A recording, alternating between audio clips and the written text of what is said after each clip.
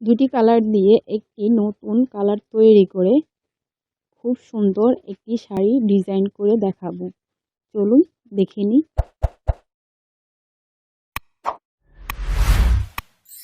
আসসালামু আলাইকুম। সবাইকে ঈদের শুভেচ্ছা, ঈদ মোবারক। সবাই কেমন আছেন? আশা করি সবাই ভালো আছেন। আমি আপনাদেরকে দেখাবো একটি নতুন কালার কিভাবে তৈরি করে।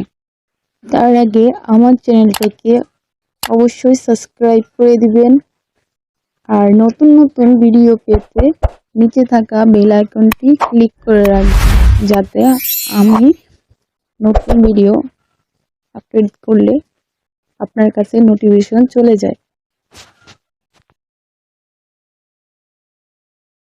এখানে আমি কালার তৈরি করে দেখাবো।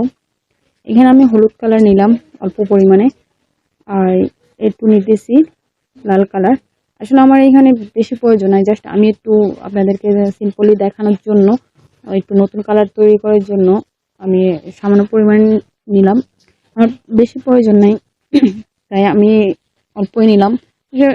অপচয় করাটাও ভালো না। আমি এখানে কাজ করব না, জাস্ট একটু দেখার কারণে আমি অলরেডি অনেকগুলা কালার আগের থেকে তৈরি করে রেখেছি। এখানে আমি কথা বলতে বলতে দেখেন এইগুলাকে ভালো করে মিক্স করে ফেলতেছি।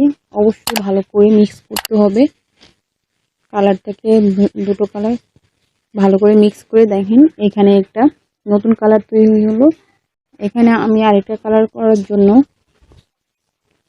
সবুজ কালারটা নিলাম আর লাল কালারটা নিলাম।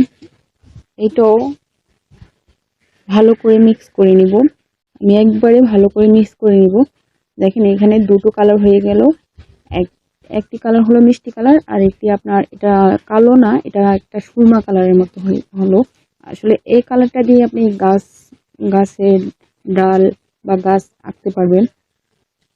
তারপর এখানে আমি আরেকটি কালার তৈরি অলরেডি করে ফেলেছি। এখানে দেখেন আমি এখানে একটু হলুদ আর একটু সবুজ নিয়ে নতুন একটা কালার তৈরি করে ফেলছি। আর আমি এই কাপড়টার মধ্যে ডিজাইন করব। শাড়ির ডিজাইন দেখতে চাইলে পরবর্তী ভিডিওর জন্য অপেক্ষা করুন।